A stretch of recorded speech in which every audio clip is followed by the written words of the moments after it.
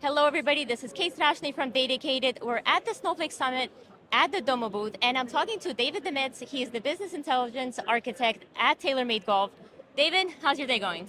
Pretty good. I just got done with a presentation, so I've been going pretty much nonstop. It's been good. I was there. It was good. Thank you. Appreciate it. So I think a good way for us to start is tell the audience a little bit about your role at TaylorMade and sort of what are the issues that you're dealing with from a data perspective. Okay, so I'm the leader of the BI team at TaylorMade Golf, and so we're responsible for all things BI and analytics for TaylorMade globally. So we're responsible for all departments, all regions, but we have a very small team. So we enable our users to be a little bit more self-sufficient and do some of their own analytics, but we're there to help them to make sure they get what they need. Tiny but mighty. Yeah, that's our goal. How big is the team? We have 5 people total. Oh, that is a small team. Oh my God, I Yeah. thought you'd take 20 people. That's a very small team. So you partner with Snowflake, you partner with Domo. Talk to us about that. So we partnered with Domo first. So we've been with Domo for about 8 years. Okay. And at the time we were looking for a modern BI platform that handled visualization, dashboards, things like that. But for us, that was only the beginning. Like that was like the bare minimum that the platform had to do. We were really more interested in the management of the data assets, the ability to create and transform data, things like that. And at the time, and I think even still today, Domo is the best by far. Some of the other platforms don't even do anything like that. So it gave us a lot of control over being able to take data from disparate sources, pull it together, and provide like a one consolidated data set that gives the business what they need. Amazing. And what about Snowflake? So Snowflake we came to a little bit later in the last couple of years, and that was in the concept of we had data assets all over the organization. We were pulling a lot of them into Domo, but we had the idea that there are certain use cases where maybe some of our users want to use a tool other than Domo, whether they want to use R or Python, or in our case, MATLAB was one that like our R&D group wanted to use. Right. So we wanted to have a place where we could take their data assets, put it all in one place, and then it could be available to anyone and any tool that they'd use. Interesting thing though is a lot of those folks that said they didn't want to use Domo, granted they used some of their tools as well, but a lot of them started using Domo as well. But it just allows us to have, we're starting to build out that enterprise data lake that allows us to have all of our data assets in one place. That's kind of setting the stage for new AI use cases that we'll be bringing up in the future, things like that. That makes sense. So when you're looking at a business intelligence platform, data analytics, data visualization, you have a lot of options. So what was your selection criteria? It was really about wanting to make sure we made the right choice so that our user base was happy and had what they needed. Otherwise, they sometimes would go out on their own to pull in something. In fact, I think almost ironically, that's kind of Domo's play in a lot of times. They'll go in through the departments because what IT provides isn't adequate enough. We wanted to make sure that we, as IT, were providing the right platform for them. So we wanted it to be easy for the business to use, an appealing user interface, things like that, but at the same time, we needed it to be powerful enough for us as the data engineers and the stewards in the background to get done what we needed to do so it wasn't a nightmare to manage. Okay, that makes sense.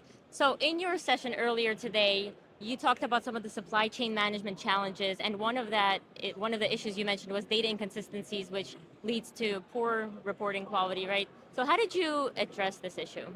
Well, a lot of the data inconsistencies are generated by people, having the best of intentions, but as they execute different queries and then pull them out and bring them into Excel and they start doing their pivoting and sorting and all that type of stuff, they make mistakes that they don't even realize. And so by keeping that type of logic in the platform and us being able to make sure as we validate that it's doing what they want it to do, and then that's repeatable, that helps to eliminate those type of inconsistencies. We often find as we look into some of these source worksheets and things like that, we'll look at formulas and things and say, hey, did you know it was doing this, or what's the purpose of this? They would say, I have no idea what that's doing. I inherited it from someone else. Right. So just by making it less manual, making it kind of part of a repeatable process really helps in that. Amazing. So last question. I'm very passionate about data visualization, data storytelling. It's got to look good, right? For people Absolutely. to actually use the data that you're putting out there.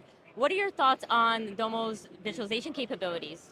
No, it's been great, and it's only grown over the years. And in fact, the use case that we talked about in our session earlier is about taking the data, and again, I'm a data guy, so that's almost like where I want to spend most of my time. Yeah. But I realize that the users want to have something that looks good, that tells the story.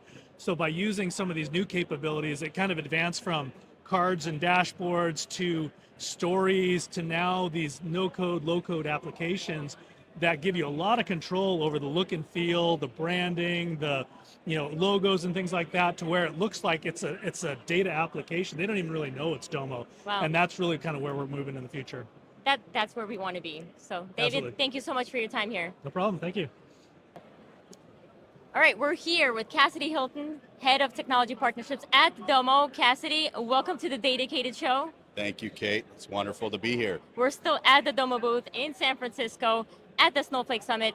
We just heard from David from TaylorMade Golf, and he was talking about how you can do all these cool things. And I think people on the other side want to know, how did they get started? Easy to get started. You go to Partner Connect in your Snowflake environment. In just a matter of a couple of clicks, you can provision a full Domo environment that actually inherits credentials and permissioning straight from your Snowflake environment. Amazing. And do companies need to have perfect data quality in order to get started? Absolutely not. The time to get started is now. And the reason for that is, right, you want to get in there, get to work now, start using your data, prepping your data, cleansing your data such that it can be used sooner than later. It's always a good time to get started, I think. The longer you wait, the harder it's going to be. Absolutely. So last question for you, Cassidy. Where can people go to actually learn more about Domo? Awesome. Go to domo.com/solutions/samurai. We just launched the page.